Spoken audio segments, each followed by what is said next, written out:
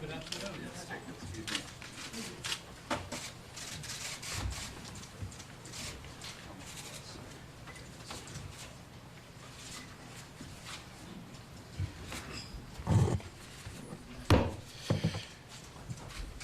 Right on time.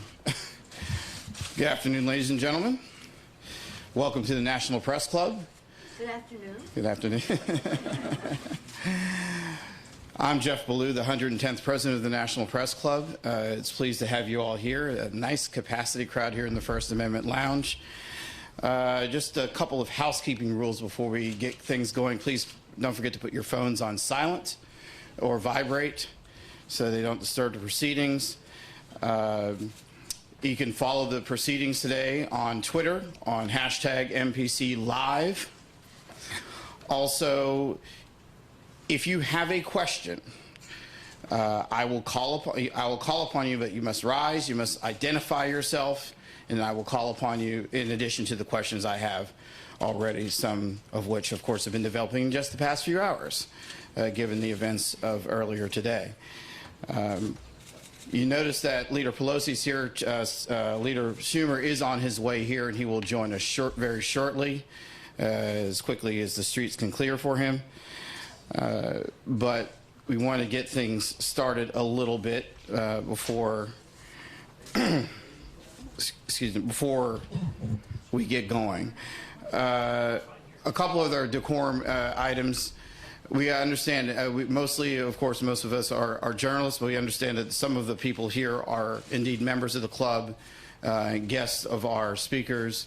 We do have a bit of decorum that no applause here during this, unless I call for it, to introduce, of course, the people I'm speaking with, because we just have to observe what we do here. Also, I want to just a couple of thank yous. I want to express my thanks to National Press Club past president Jonathan Salant, who organized today's Newsmaker. And I also want to extend a really gracious thank you for our new team of what we've reconstituted here at the Press Club called the Headliners team.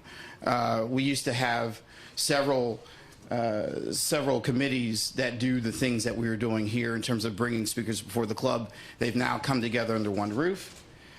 And we have Lisa Matthews, we have Betsy Fisher-Martin, Jamie Horowitz, Kasia Klemesinska, and Heather Forsgren-Weaver have all come together as one team to help bring the best and the brightest newsmakers here to the National Press Club in the wake of its wonderful century-plus history.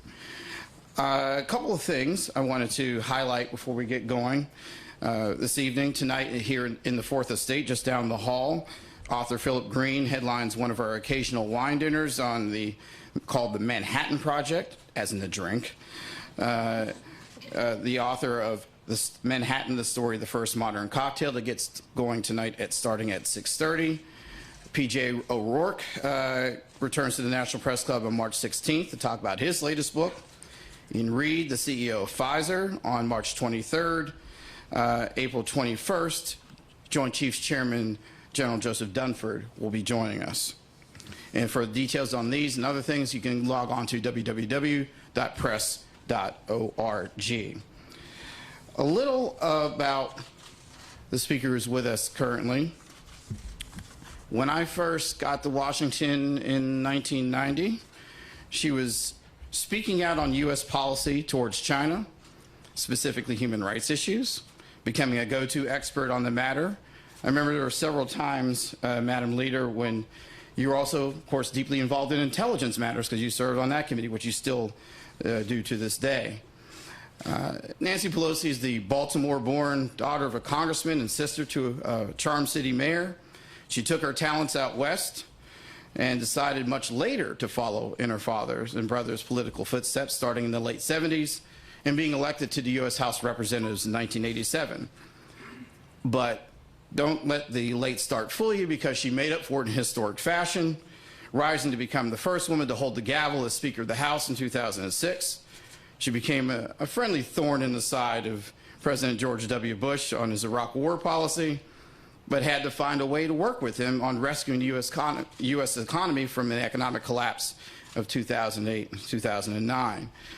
Along the way, navigating what has become an increasingly partisan House while trying to win the day for her side of the aisle, even surviving the occasional challenge for leadership.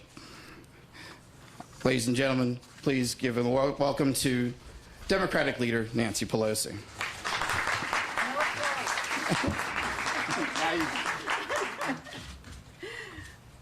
Thank you very much, Jeff. Thank you and congratulations to you for your election as president of the historic National Press Club. Thank you, Jonathan, for arranging all of this.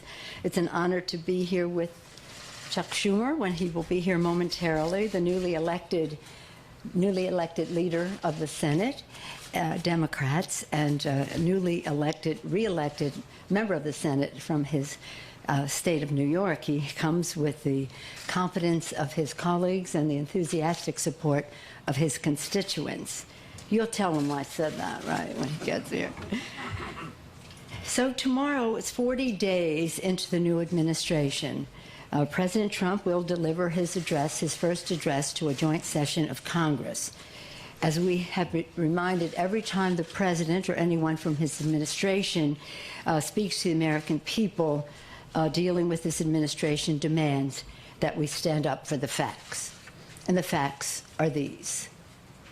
On January 20th, 2009, in the middle of the worst economic catastrophe since the Great Depression, President Obama, in his inaugural address, called for swift, bold action now to create jobs and lay a foundation for economic growth. 1 week and 1 day later, the Democratic House passed the American Recovery and Reinvestment Act. 1 week after that, the Senate passed the bill, and on February 17th, President Obama signed the ARA into law, 4 weeks from his inauguration. He had already signed Lilly Ledbetter Fair Pay Act and the SCHIP, State's Children's Health Insurance Program, and made other progress as well, 4 weeks into his administration. By the time, a few days later, February 24th, when he made his first address to a joint session of Congress, he could report on what he asked for in his inauguration, what he had already accomplished, creating or saving 4 million jobs, and so much else. We're not allowed to applaud here, Chuck, but if we did, we would be applauding for you right now. Welcome. I talked about you already. At that joint address, President Obama could report on historic progress made on creating jobs with bold commitment to education, innovation, clean energy, and rebuilding America's infrastructure. Tomorrow, 40 days after his inauguration, President Trump and the Republican Congress will have not lifted a finger to create jobs or raise wages for hardworking American families. Instead, the president has put Wall Street first. He has tried to make America sick again. He has instilled fear in communities across America, and he has allowed Russia's grip on his administration to jeopardize our national security and undermine our democracy. Putting Wall Street first, the Republican Congress and the Trump administration moved quickly to enable profiteering by his Wall Street friends at the expense of hardworking Americans. Just 2 weeks into his administration, President Trump acted to unravel Dodd-Frank reforms, putting Main Street back at the mercy of Wall Street. On the same day, he eliminated the rule that financial advisors act in the best interest of their clients. And House Republicans have also made it harder for 60 million Americans to save for retirement. These actions will worsen the conditions that fueled his candidacy. President Trump engaged in a bait and switch agenda. No jobs, no retirement security, and no health security either. Instead of acting on jobs, Republicans will make America sick again, declaring all-out war on affordable health care, from the Affordable Care Act to Medicare to Medicaid, all of which are now wed. Affordable health care has had transformational success in expanding coverage, improving benefits, and lowering cost. It extended the life of the Medicare Trust Fund, lowered prescription drug costs for seniors, and provided free preventative care, keeping seniors healthier. It also expanded Medicaid, now a vital tool in the fight against the opioid epidemic, a funder of seniors in nursing homes, or even who go there for daycare. As Republican Governor John Kasich said, "Thank God we expanded Medicaid, because that Medicaid money is helping to rehab people." And under the Affordable Care Act, more than 20 million previously uninsured Americans now have coverage.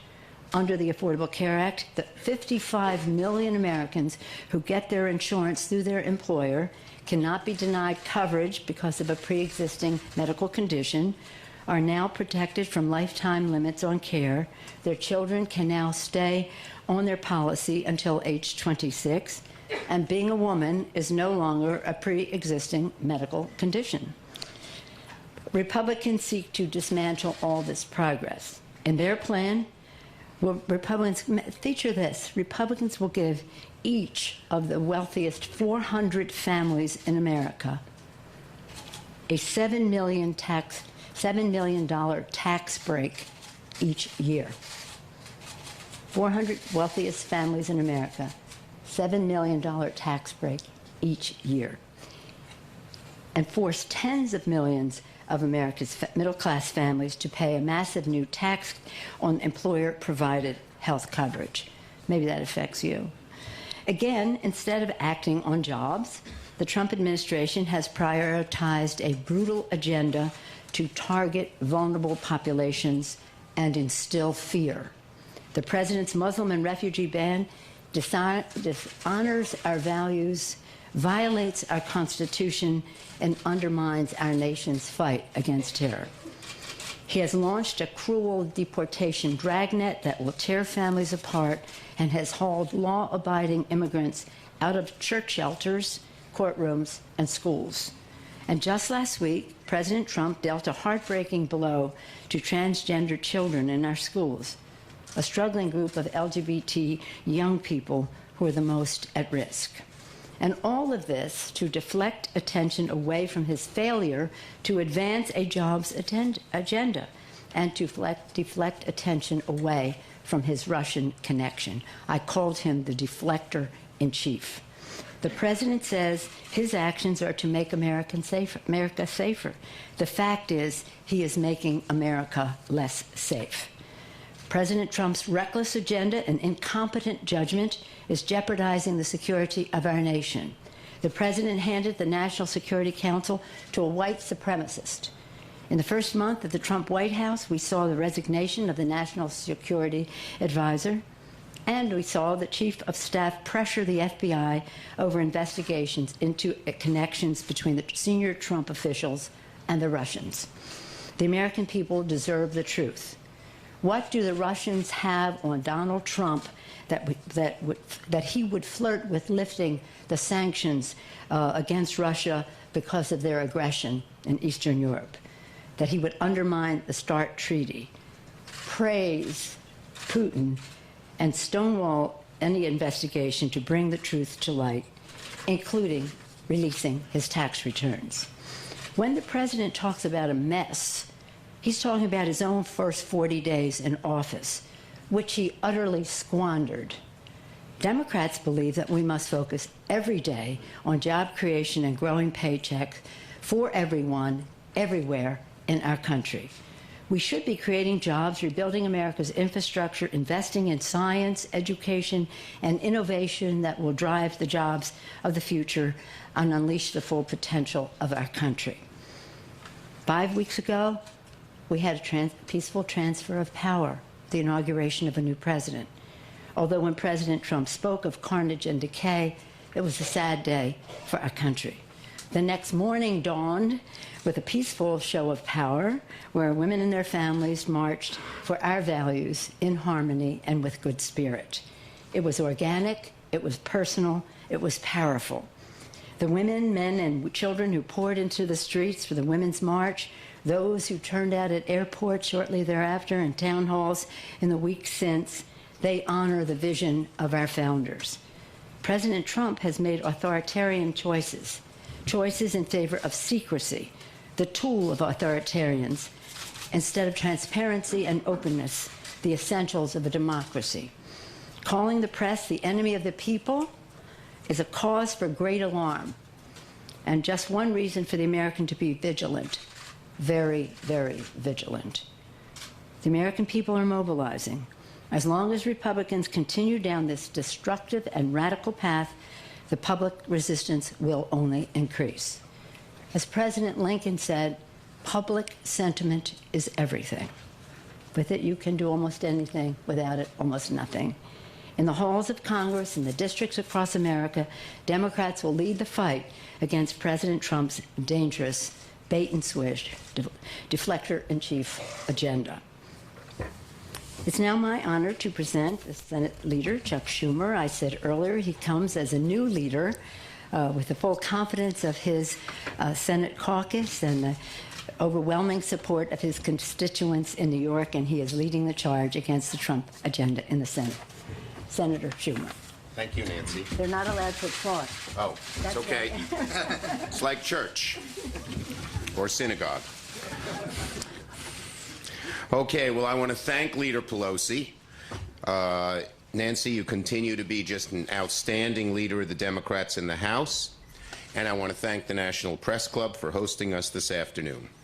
Now, before I get into tomorrow's speech, I want to briefly take a step back and look at the first month of the Trump presidency and how Democrats in the Senate have stood up to the president. After the election, we Democrats were down in the dumps. Republicans returned majorities to both houses of Congress and prepared for the first Republican president in 8 years. My daughters came to me. They were as upset as I was election night.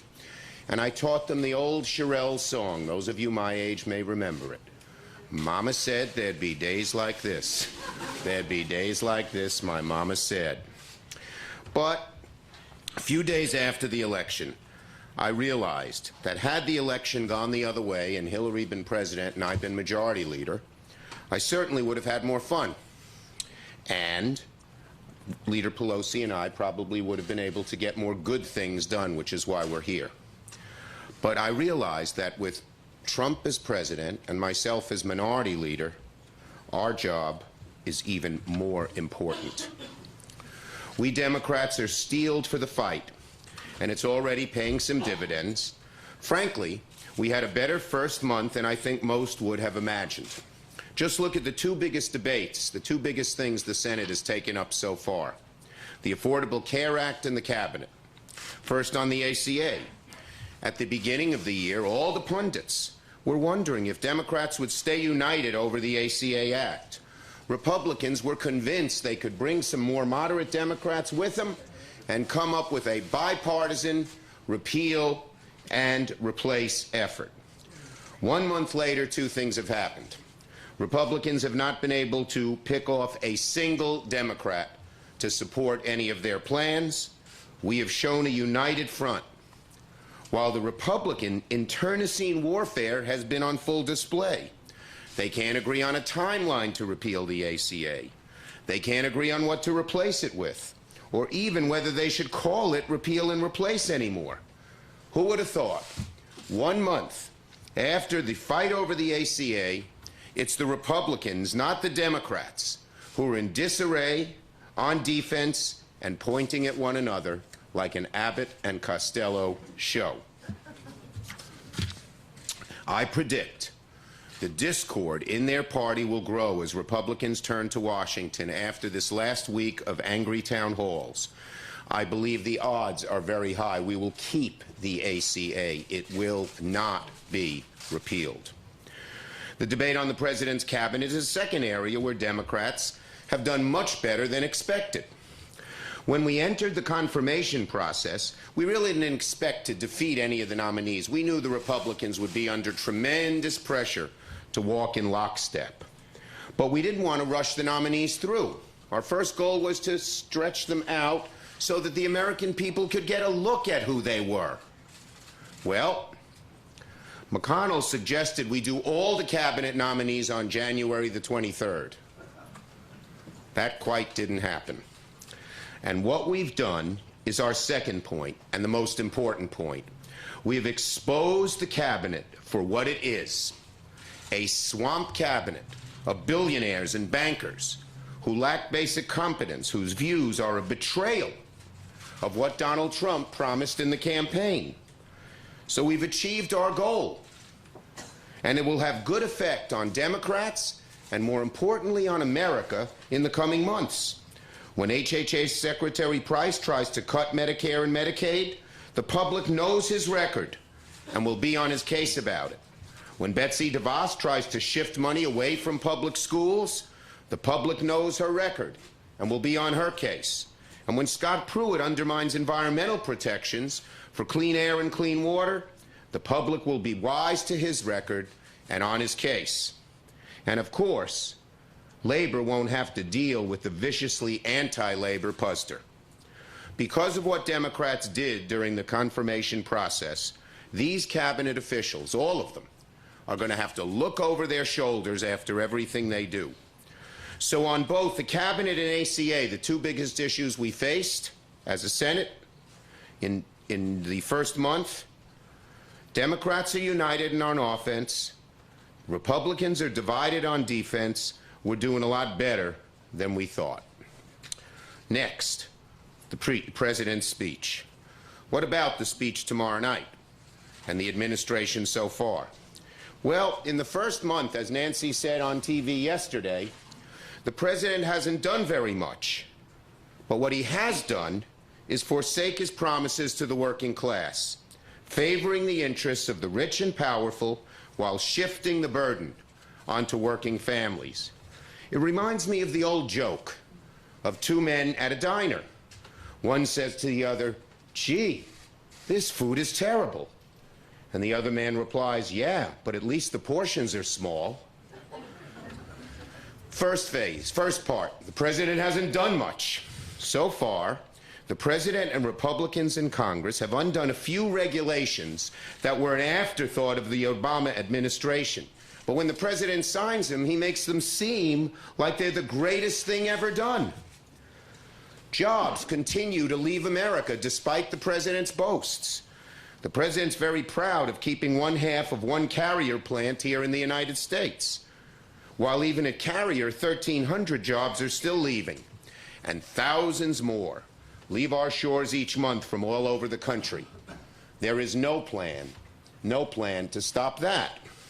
The Trans-Pacific Partnership was dead in the water the day President Trump took office. Leader McConnell said during the election, before the November election day, he said he didn't think he had the votes for it and wouldn't bring it up to the floor. So an executive order removing the U.S. from TPP doesn't mean a thing. The president says this is one of the greatest accomplishments we've had in a very long time. Mr. President, it had already been accomplished by many of us who opposed TPP in the House and Senate. And on the big promises that could help working America, infrastructure, trade, even on the ACA, the Trump administration has not even presented a proposal to Congress. Folks close to the president say he's going to be a president of great impact. Thus far, he's demonstrated himself to be a president of little impact. And all too often, the little he's done seems to be a broken promise to working people. This foretells that in future months, burden after burden will be shifted off the special interests and on to the working people. Just look at the promises he's broken to working people so far. He broke his promise to working Americans when he loaded his administration with Wall Street insiders. He's already trying to roll back Wall Street reform, despite saying during the campaign he was going to stick up for the working man against Wall Street. Total 180-degree reversal. He broke his promise to working Americans when, as one of his first actions in office, he made it harder for them to afford a mortgage. $500 more to help the banks. He broke his promise to working Americans when he halted implementation of a rule that would have better protected retirement savings of working people from abusive practices, helping the financiers, hurting the working people. When millions of Americans, middle-class Americans who worked hard, were due a long-awaited bump in overtime pay, the Trump administration indicated it would likely take that away. He broke his promise to working Americans when his administration refused to label China currency manipulator, even though he said so many times in his campaign. I heard him. I was happy when I heard him say that, even though I didn't think he'd win. But he said he's going to label China currency manipulator on day one. Now they're backing off. He broke his promise to working Americans when, after vowing not to cut Social Security, Medicare or Medicaid, during the campaign, he proposes to cut Medicaid and chooses cabinet secretaries who spent their careers trying to eviscerate Social Security and Medicare. One fact checker said that of the 60 explicit promises he made about his first 100 days, only 6 have been kept, and 45 have no action taken whatsoever. So just to repeat, the first month of a Trump presidency is less of a bang, and more of a whimper. Not much impact, but what he's done so far has shifted the burden off of the special interests and the wealthy and onto working families. The portions are small, the food is terrible. With respect to the speech tomorrow night, I fully expect the president to resort to the same populist message he used in his campaign and his inauguration, full of grandiose promises to the working people of America, to gloss over the reality of his administration. It will be the usual bluster and blame. Populist platitudes will be a dime a dozen, but the focus should be on the president's actions rather than his empty words. Because as we've seen, the things he talks about usually don't happen. So tomorrow night, if past his prologue, the president will use populist rhetoric in his speech, but he won't back it up with real actions. He'll talk like he favors the working people, but his actions will desert them. He'll present himself as a populist, but govern from the hard right. In that respect, President Trump's address to Congress is far less important than past presidential addresses, because his speeches don't indicate what he's actually going to do. The matter of real importance is how the president will govern. Will he govern like his campaign, against both establishments, Democrat and Republican? Or will he govern from the hard right, like his vice president and his cabinet want him to do? His speech tomorrow will mean nothing the very instant after it's delivered, unless he backs up his words of loyalty to working families with real actions. His speech tomorrow will mean nothing if he and his cabinet of billionaires and bankers to continue to govern from the hard right, which is very far from the American mainstream, even from the Republican mainstream. His speech tomorrow will mean nothing if this president continues to do as he's done these first few weeks, breaking promises to working people and putting an even greater burden on their backs while making it even easier to be wealthy and well-connected in America. Don't applaud.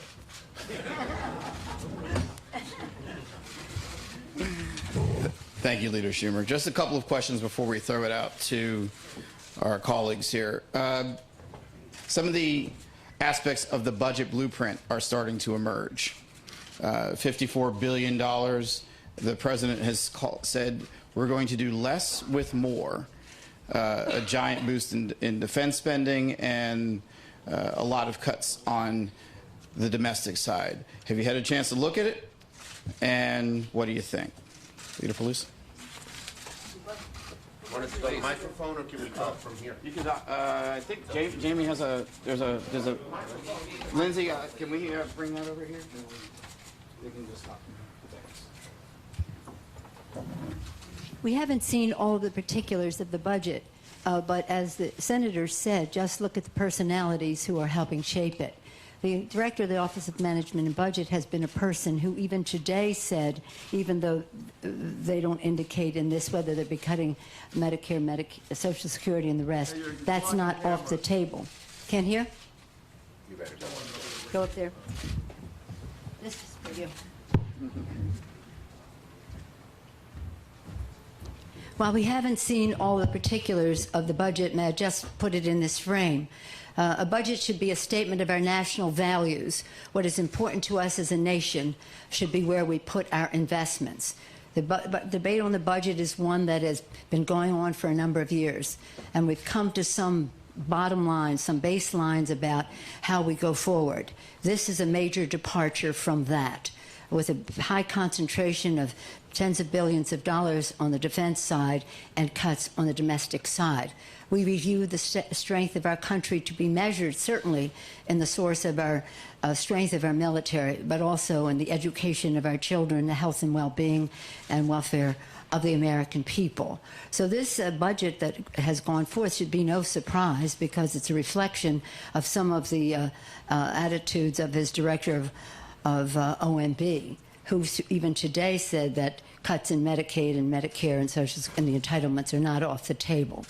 Remember, this is the Republican Party, trickle-down economics, tax cuts for the rich, and if it trickles down to jobs, that would be great. If it doesn't, so be it. That's the free market. We're talking about trickle up, invest in education and the rest in our budget, show our values there, and build the strength of our country in both ways, military might and strength of the American people. And what they will do, in order to not increase the deficit, is that we will have perhaps a 10% cut across the board. We don't know yet where they're getting that over $50 billion cut, but they would cut NIH by $3.2 billion, which we would lose 1,000 grants to medical researchers. The biblical power to cure curtailed. Where there's scientific opportunity, we have a moral responsibility to invest in. Head Start, 100,000 low-income kids would be cut out of Head Start. Job training, 50,000 individuals would be cut from that if they do an across-the-board cut, and we don't know what that is. But we do know about their director of OMB is that he led the charge to shut down government, and he voted against opening up government a few years ago. And that was with the House Republican budget number. He even rejected that. And of course, is not a believer in the full faith and credit of the United States of America in terms of lifting the debt ceiling when that comes in a few months.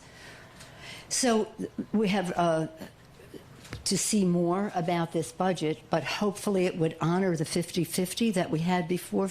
Any cuts or increases had to be shared equally between the domestic investments that we make in our future, as well as the necessary investments that we make in our security. When we see more, we can speak to it more precisely, but this is a really bad path that we have seen so far, and I don't even know if the president really understands the ramifications of the cuts that are being proposed. With that, I yield to the distinguished senator. Well, let's. Nancy sums up basically what I think too, which is microphone.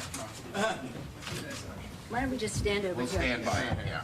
I'll go down here. Stand by your mic. So I agree with Nancy. We don't know where the cuts are coming from, but it's hard to see with this magnitude of cuts that, once again, middle-class people, working families are going to be hurt. They're going to almost certainly, by what they've said, breathe dirtier air and drink dirtier water, even after we've had Flint.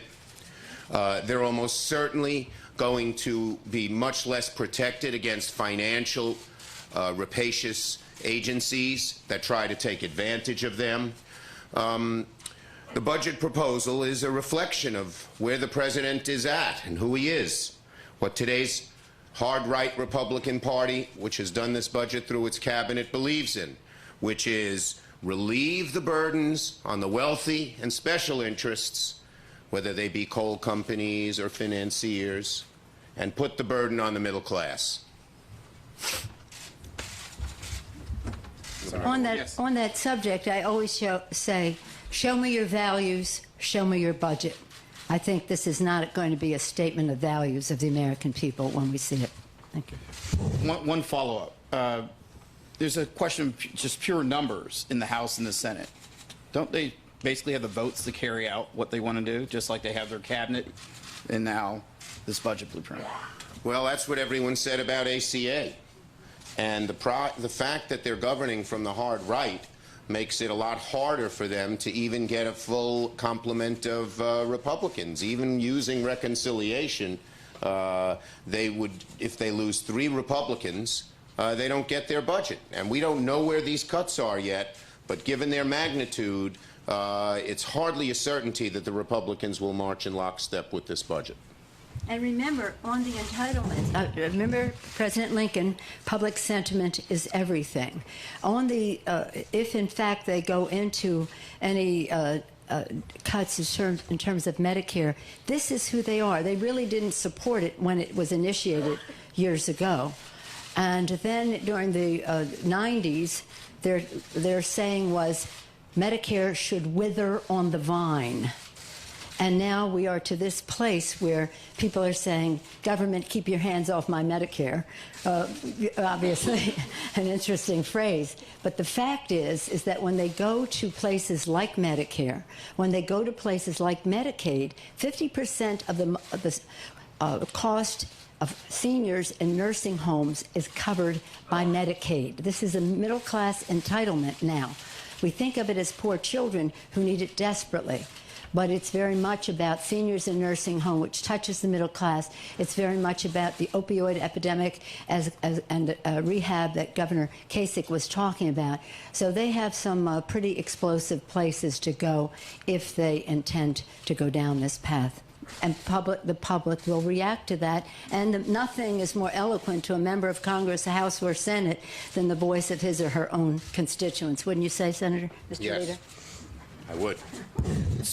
One quick one on Russia. Yesterday, Leader Pelosi, you were on the Sunday shows talking about wanting to have an investigation into contacts between the incoming Trump administration and those agents of Russia. The House Intelligence Chairman gave a press conference earlier today saying that the intelligence community told him that there's basically nothing there yet that he knows of. How do you think? How do you respond to that? Let me just say that if Hillary Clinton had won the election, I still think we should have had an investigation as to the Russian disruption of our election. It's about our democracy. And it's about Russians who are trying to do this in other countries as well, to undermine democracy. So this is a very big deal. When it comes specifically to Donald Trump, we're asking for an independent commission to investigate the personal, political, and financial ties of Donald Trump, his organization, his businesses to the Russians. It's very important for the American people to know the truth. Why else would he be putting Putin on a pedestal, flirting with lifting the sanctions, as I mentioned earlier, with Russia for their aggression into Eastern Europe? Why would he be undermining the START treaty? What is this about? Something is strange about this. Let's know. Now, as far as the chairman of the committee saying what he said, first of all, if he knew that from classified information, he shouldn't be saying that. But apart from that, if he won't investigate, if they won't follow a path, then he can't possibly know what he is talking about. This is called stonewalling. What are the Republicans in Congress afraid of? That they would not have an independent commission to take this away from the Congress, or an investigation themselves to say, we haven't looked into it, but we know there's nothing there. I mean, please, it's just ridiculous. I don't know if, I know that the House and Senate intelligence committees are trying to work in a bipartisan way, and I think we should give them time to be able to do that. But the statement made by Chairman Nunes today, that really raises serious questions about stonewalling, in my view. And I have a long experience in intelligence. It is, we can do it all. The Congress can play its role. The outside group can play its role. Just Show us the facts. Tell us the truth. Tell the American people the truth. And that's why they're attacking you. The press is the enemy of the American people. I think we're ready to go out to the audience. Lindsay has the mic. You can. Who has their hands up? Right here. Identify yourself and where you're from, please. Thank you. Adam Ayton from the St. Louis Post-Dispatch. During the campaign, President Trump said he was the law and order candidate, and he said police needed the freedom to be tougher on crime, and his attorney general has kind of molded himself in the same fashion. Now that we're coming out of an administration that has embraced police oversight and police reform, how far do you think the pendulum will swing in the other direction, and what do you plan to do about that? Thank you. Well, one of the things we'd hoped to do when I first gave my opening speech as minority leader is oversight, holding the administration accountable. One of our jobs is holding the administration accountable. And so if the Justice Department veers off track here, we will certainly do everything we can to call them out for it. I don't know anything they have done yet in this regard, so I'm not going to speculate about it. But if they move away from where the Obama administration has been, which I think has been fair and balanced, we will certainly call them out for it. Jeff, thanks. And Bob Weiner, club member, op-ed writer, and Main Street Radio Network. And Leader Schumer and Pelosi, thank you so much for coming to the press club. On two key issues, health and infrastructure. On health care, do you really think that there'll be no, to Jeff's question, no vote for repeal, no loss of recipients, no loss of provisions? Or will they do more what Pence said and what Trump said in a little notice quote, that they'll pass repeal and have the rudiments of health care and then after a while be able to get to something else, so that they do tax breaks or HSAs for future people and keep existing recipients under Obamacare? And on infrastructure, do you think that it will be jobs, or will it be a disguise of tax breaks and then not really get the job done for infrastructure? Let me answer the second one first, since we Democrats in the Senate have come out with an infrastructure plan. If it's tax breaks, we're not going to be for it. 82 cents of every dollar would go to the people who finance the roads and bridges and water and sewer. And B, it would create tremendous amounts of tolls all over the place where they wouldn't be now, because these are going to be loans from private sector people. Finally, it won't build things in large places, large parts of America, particularly rural America. So that kind of thing's a non-starter, and I've told the president that. We believe, both Nancy and I and House Democrats, Senate Democrats, believe in a strong, vital infrastructure bill, but it should be paid for. It should have protections of labor and environment. It should be with federal expenditures, as infrastructure has always been. Not cutting other programs, not using these tax breaks, but do it. On ACA, they're just in a total pickle. They're hard right. The Freedom Caucus says, we want to repeal, but we don't want to put any new money into this. And some of the more mainstream people from states that have used Medicaid to its advantage said, we won't be for this unless you put money in it.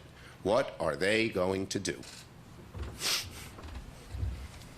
I agree with what the senator said, the leader said about infrastructure. If they come up with something that we can work together on, because infrastructure for a long time had barely been a very nonpartisan issue. We always worked together on. It wasn't until President Obama proposed something on infrastructure that the Republicans resisted, and we had to make the initiative smaller.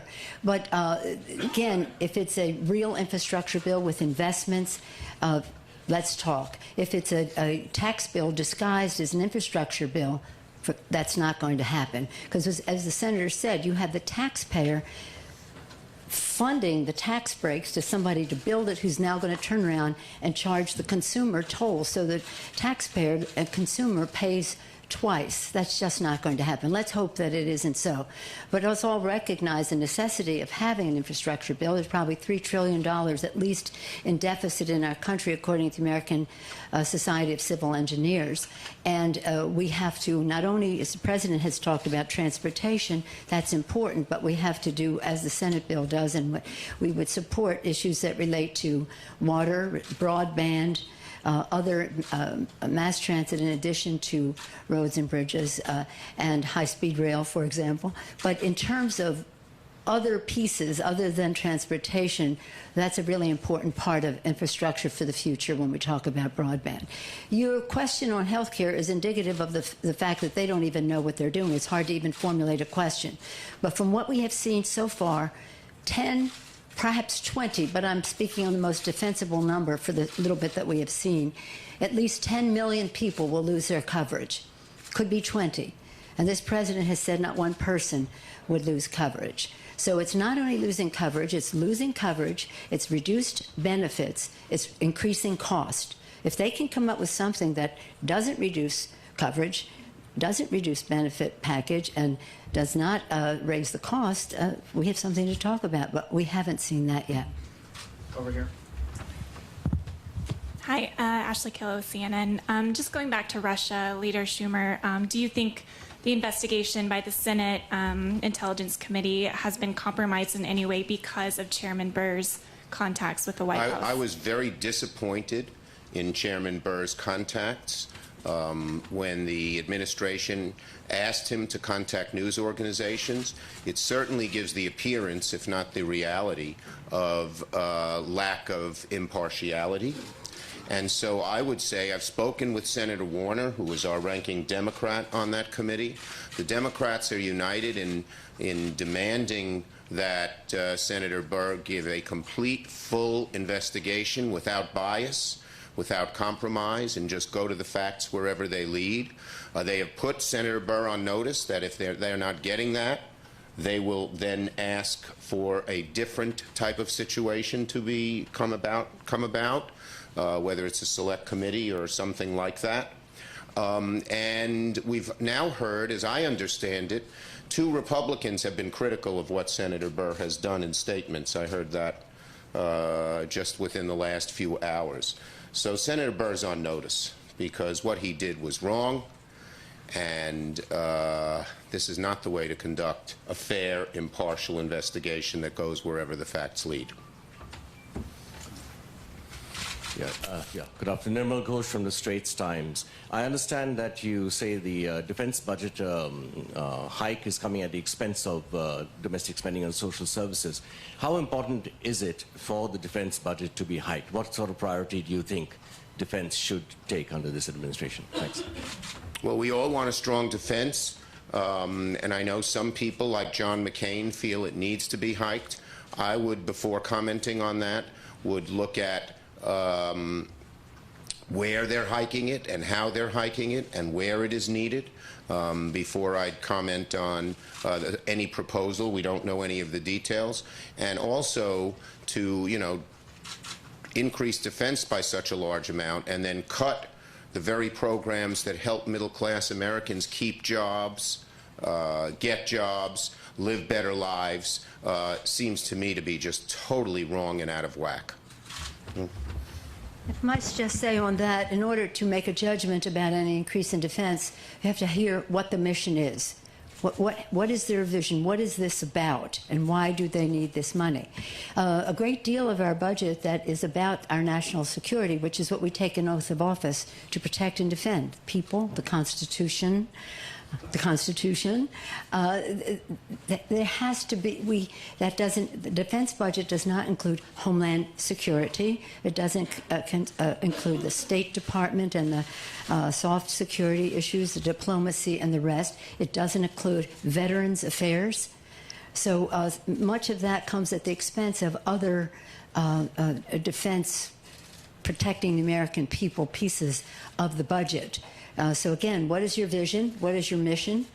Where are you allocating these resources, and at the expense of other protections for the American people that are in our budget?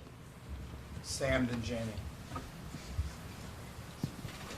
You understand, all of those things are on the domestic side: state, veterans, homeland security, et cetera. Leader Schumer, you voted for the, I'm sorry, Sam Husseini from IPA Media. Leader Schumer, you voted for the 2002 Iraq War resolution claiming Iraq was vigorously pursuing nuclear weapons. Do you acknowledge that Israel has nuclear weapons? And if I could, to Leader Pelosi, You said that there are no grounds for impeachment against Donald Trump, but legal scholars from Catherine Ross at GW to Lawrence Tribe at Harvard say there is. Lawrence Tribe recently said Congress cannot give consent to a president's violation of the Domestic Emoluments Clause. Are you not giving such consent? We have to, the case is being made about the emoluments, and you have to have evidence in the rest, but the case has not fully been made. The fact is that when I was Speaker, after we won in 06, and in 07, people wanted me to impeach President Bush because of the war in Iraq. I've never recovered with the left on this subject for not impeaching President Bush because of the war in Iraq. Well, you don't impeach somebody because you don't like their policies. When they break the law, that's when you have grounds for impeachment. And at the time of the war, I said, as a top Democrat on the Intelligence Committee, the intelligence does not support the threat. And so did Senator Bob Graham. But the administration was making this strong case with the American people, and perhaps misrepresenting the American people could be cause for impeachment. If so, there's plenty of grounds right now with the current president, but it just isn't the case. That doesn't mean nobody's listening to cases that are being made in a very scientific, methodical way as to whether there are grounds for impeachment. But the fact is that we're trying to unite the country, and many of the president's supporters are just not ready to accept the fact that that their judgment might not have been so great in voting for him. And by the time the case is made, perhaps they'll be ready to accept that. It's very hard, impeachment. It's very hard. Senator Schumer on Israel's nuclear. Yeah, I didn't get your question. Do you acknowledge that Israel has nuclear weapons? I'm not. You can go read the newspapers about that. You can't acknowledge that Israel has nuclear weapons, sir. It is a well-known fact that Israel has nuclear weapons, but the Israeli government doesn't officially talk about what kinds of weapons and where, etc. With the U.S. government before, right? Okay, we'll move on. Jamie? You've talked about working families. I'm Jamie Horowitz on the Hillary Committee, and we had Senator Manchin, Senator Capita, Representative McKinley here in the fall talking about how desperate things were for retired coal miners and who were in danger of losing their health benefits and pension benefits. There was even talk about the government shutting down, but then that has been extended. President Trump in the campaign says he digs coal. But what about these retirees in coal country? Our Democratic caucus, from one end to the other, is united with you. We had made it a condition to move forward at the end of last year that the miners be at least not let their health benefits expire, and so they've been renewed till the next budget of April 28th.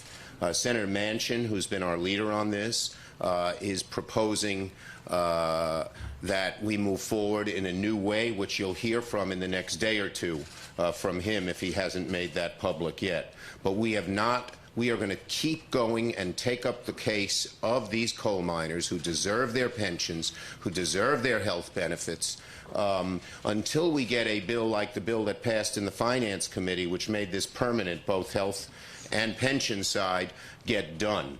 And as I said, tomorrow you're going to hear a little more about that.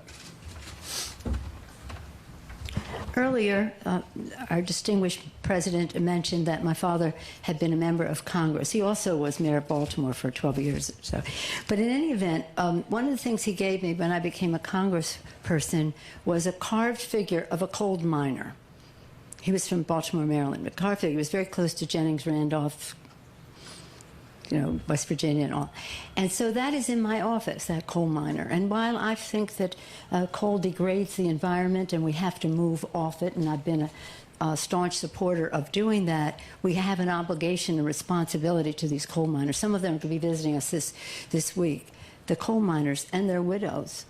So for all these people who go around talking about coal, this coal, that, king coal, the rest of it, that they cannot honor the commitment that has been made to these workers is just something so shameful and hypocritical and inconsistent. And that's why I voted against the omnibus bill because it did not put in there. We tried everything. We tried to leverage everything we had to get them to be taken care of. These are coal miners, widows, orphans, and Republicans just wouldn't do it while singing the praises of King Coal, ignoring the needs of the coal miners. It's shameful. And one other thing I'd say, President Trump has admitted privately he wants to get it done. I believe he stated it publicly. We'd have to check the record on that. Well, let him step up to the plate and tell the Republicans in the House and Senate, particularly Leader McConnell, this has to get done and has to get done now. He speaks for the coal miners. It's like the little remarks I gave. He gives a good speech about the coal miners and then does nothing to help them and lets the right-wing Congress do nothing. One more over here, and they're going to come back on this thing. Next to Jamie. Hi, Eric Pianin with the Fiscal Times. Getting back to the ACA repeal and replace, Senator Schumer, if push comes to shove, do you think there are 3 Republicans in the Senate who would not go along with the repeal at this point? I think that's very, very possible, yes. Well, for a variety of different reasons. I know some of our senators feel very strongly, some of the Republican senators feel very strongly about knocking out Planned Parenthood, which I assume they would do in their proposal. Many of our Republican senators who come from states that have gotten good benefits from Medicaid, that has given health insurance to millions of people across the country, don't want to see those repealed. So if the provisions are the ones that we've heard about, you know, very close to the Ryan plan, I think it may be very difficult for them to get 51 votes in the Senate. If I just may add to that the following. The governors are here this week. We're talking to them about the expansion of Medicaid, which is in 31 states, millions of people receiving coverage who would lose it. I don't want to be the one to break the news to you. The Republicans don't care about those 20 million people who will lose their benefits. They do care about the 155 million who will lose their benefits, pay more for less, and they view that as their constituency. So what are they going to do to protect them? They just put out their plan. We haven't seen the CBO report, but what we hear is that it's going to cost the federal government more. So that's another arrow in the quiver of fighting against the repeal of ACA. But don't underestimate the power of Medicaid. And a number of Republican governors have voted to expand it. You heard the comments of Governor Kasich, but there are others who are, I won't use their names right here, but you can ask them. And hopefully they are weighing in with the President of the United States. We're going to have 3 last questions. They're coming up on 3 o'clock. You, sir, and you, ma'am, right behind her, and the lady right here. Yeah, women. All right. I agree. Thank you. My name is Herman Bauma. I'm the Executive Director for the National Association for Objectivity in Science. And Friday morning, in his speech at the CPAC meeting, President Trump said, I'm not saying that the press is the enemy of the people. I'm saying that fake news is the enemy of the people. Then later that same day, CBS Radio, when it was reporting on the president's speech to CPAC, CBS Radio said, the president said the press is the enemy of the people. Doesn't the president have some reason to be concerned about the press? Every one of us who's in public life gets criticized by the press. Even Nancy once in a while, and someone as good as her. And that's what it's all about. And this president has such a thin skin that when he's criticized by the press, instead of answering the question directly, here's why I disagree with you, or ignoring it, which sometimes you have to do, he seems to be totally shaken, and then he lashes out and says, you're lying, it's fake news, you're un-American, all of that. That is fundamentally not what a president should do. I don't know of a single president who has done that the way he has. And it is fundamentally against the core of democracy, because there aren't too many checks on a president. Our founding fathers were worried. They set up a system of checks and balances. But freedom of the press in the First Amendment, the now Fourth Estate, was one of the greatest checks on the president. And this president, instead of trying to answer legitimate criticisms, seems to want to take a 2x4 to the press and frighten them. I hope you won't be frightened. Don't worry, we won't. If I just may go to something else you said in your, Mr. Bauman, did you say? Baumer, from Science National Association for Objectivity in Science. Okay. Well, here's the thing that I want to pick up on what you said, because I completely agree with what the distinguished Senate leader has said in terms of the press. You know, if you can't stand the heat, get out of the kitchen. It's just the way it is. You put yourself on the line. People agree, disagree. None of us is pleased with the press that we receive, I think. But that doesn't mean we say that this is not the champion of our democracy, protecting our democracy, freedom of the press, the First Amendment. And as much as I don't like the coverage, I respect the power of the press to protect. And as President Bush, George W. Bush, I think, said earlier today, we go to other countries urging leaders to have freedom of the press in their country, and then we denounce the press in our own country. It's not a good thing. But you mentioned the word science, and we have a couple more questions, but I want to take the opportunity to say this. I have said from time to time that I have 3 or 4 answers to all of our problems. Science, science, science, and science. Science, whether it's about our good health, science, whether it's our competitiveness in business and in our economy, science to invest to protect our country, science to again, protect this planet, which is God's creation. So when my Republican colleagues say to me, faith or science, take your pick, I always say, well, science is an answer to our prayers. And that's why some of the evangelicals join us in our protection of the planet, because they believe, as do I, that this is God's creation and we have a moral responsibility to protect it. So whether it's our health, our national security, the air our children breathe, or our economy, science, science, science, and science. And that's why I would hope tomorrow we'd hear from the president a presentation about what he would do in light of innovation and the rapid pace of innovation that President Obama referenced in one of his last press conferences, one of his last speeches, that innovation is moving so rapidly. That is going to be how we address good-paying jobs in our country. Hardly anybody loses their jobs through immigration, some people through trade. But technology presents a challenge that science has the answer to. So I don't know what your organization is, but I hope you subscribe to the idea that science is an answer. Thank you. Lady behind you. Behind you. Leader Schumer, Leader Pelosi, thank you so much for being here this afternoon. My name is Allie Rogan. I cover Capitol Hill for ABC News. I have 2 questions. They're related on the ACA. You've talked a lot today in hypothetical terms about what might be in the Republican plan to repeal and replace Obamacare, but you acknowledge that you really haven't seen the details yet. So my question is it easier for you as the opposing party to message against the hypotheticals that may or may not be in the plan, or would you prefer to see the concrete details of the Republican plan in order to craft a more specific message against parts of the plan that you don't like? And the second question is, today President Trump said nobody thought health care could be so complicated. And I'm wondering if you have a reaction to that assertion. On the first question, well, we haven't seen the plan. We have seen a bunch of proposed plans. Paul Ryan has a plan, and Tom Price has a plan. A bunch of other Republicans had a plan in an attempt to win Democrats over. Susan Collins and Senator Cassidy of Louisiana put together a plan.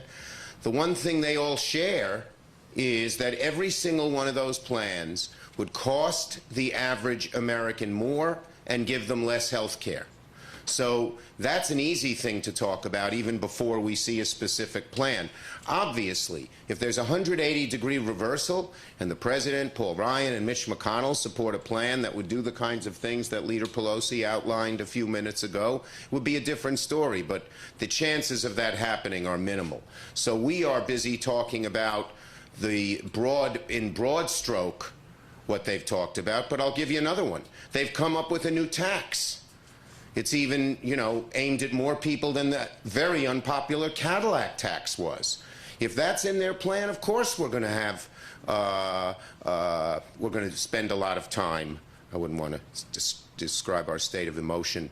We're going to spend a lot of time telling the American people how bad that would be for them, for working people. So I think that we are being quite successful in pushing back on what the general outlines of their plan would do now. And once they come up with a specific plan, we'll have even more ammunition. And just in addition to that, recognizing that Medicare and Medicaid are wedded now to the Affordable Care Act, what they're saying is they want to block grant and change how Medicaid is distributed in our country. Very, very damaging to Medicare and the people it serves, and that Medicare should wither on the vine.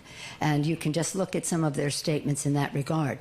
Public sentiment is everything. Last week we had over 100 town halls, roundtables, all kinds of events across the country. People came out spontaneously, organically against this, against what the Republicans are doing. What they have succeeded in doing is instilling fear. Now, something you said at the end, you said that the President today said that he didn't know it could be so complicated.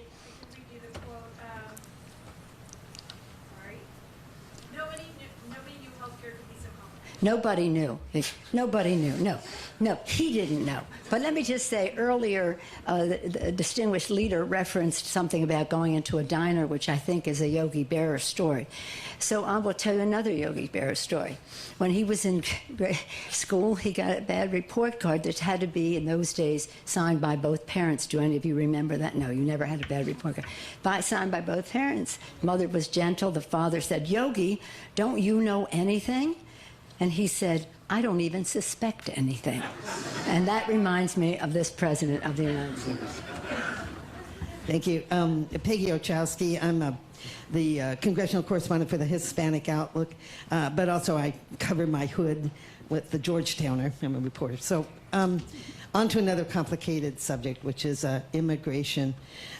Senator Schumer, about 9 years ago when you took over the Judiciary Subcommittee for Senator Kennedy, you said a very compelling thing. You said, most Americans are very pro-immigrant, but they are against illegal immigration. Yes. I wonder if you think that that attitude has completely changed, and if you think it's right for cities to protect illegal immigrants who've been convicted of felonies and have a deportation order, if you think that's right to Okay, I think, look, I agree with President Obama. If you've committed a serious crime, you should not be in this country if you're an illegal immigrant, and if you're not an illegal immigrant, you should be punished. Where we run into problems is that the new order that the President Trump seems to put out doesn't make that distinguishing feature. Simply crossing the border is not the kind of crime we're talking about. And in fact, in the solution to this is the same solution that we had 3-4 years ago, which is the comprehensive immigration reform bill that Senator McCain and I put together. It's bipartisan. It was passed by a large margin in the Senate, 68 votes, got a lot of Democrat and a lot of Republican votes. It's much tougher on the border than the wall. It does deal with future illegal immigration in, we think, a fair-minded way, which is putting the onus on the employers, and it provides a fair but very difficult path to citizenship for the 11 million people who are here. That is the solution. No one has come up with a better solution. And while right now the mood in this White House seems to be virulently anti-immigrant, that's not where the American people are at. The American people believe that Donald Trump would like us to believe that immigrants are all terrorists and criminals, when they are really a future and a hope of America, and most Americans look at the polling data, anyone I talk to believe that. But do you think cities should not? The cities are not, I represent a sanctuary city, city of San Francisco. You characterize it as cities should be protecting convicted felon. No. That's not, no, of course not. That's not what it's about. But let me just say this about President Trump and immigration. It is a complete departure from decades of Democratic and Republican presidents having respect for what immigration, the constant reinvigoration of America, hopes, dreams, aspirations, courage, coming to America to make the future better for their families, making America more American in that optimism. President Bush really thought that he could pass. President George W. Bush has been one of the best presidents on immigration. He thought that we could get the bill passed, and you passed one in the Senate even under President Obama. The House Republicans just would not take it up.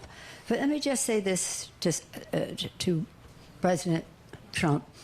President Obama had some executive orders where he protected a number of people in our country from deportation.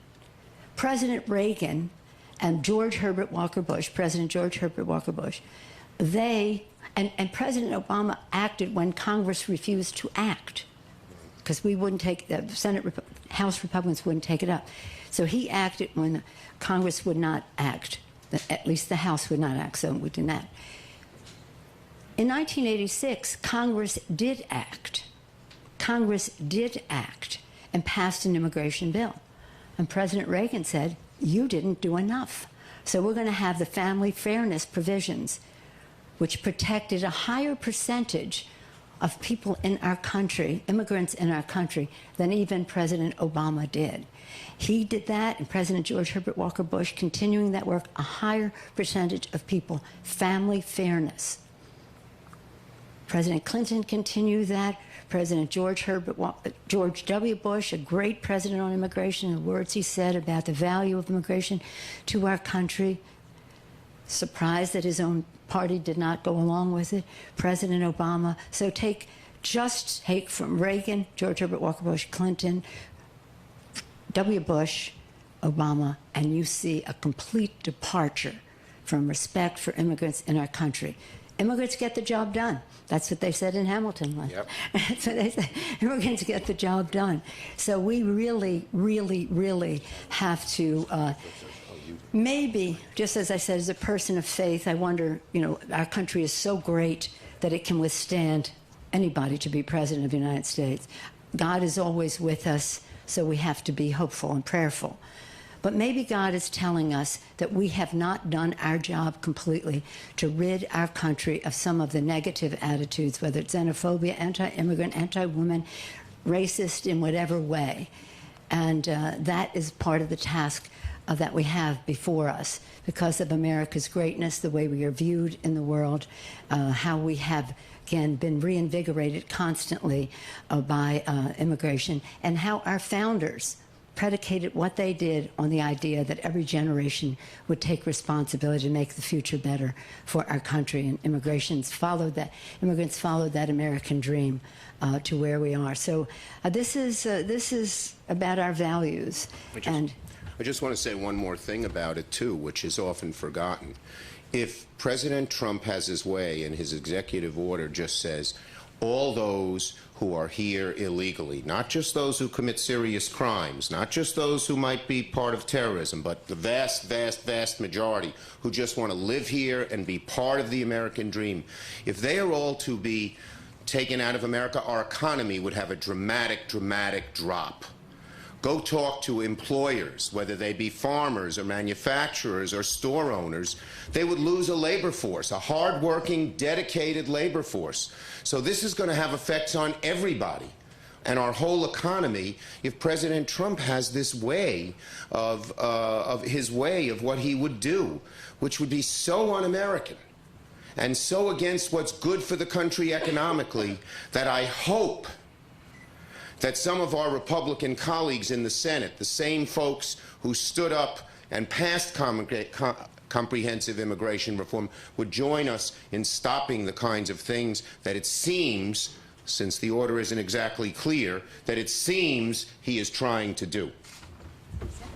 Before I get to the last question, we have a little National Press Club tradition that we always like to do around here.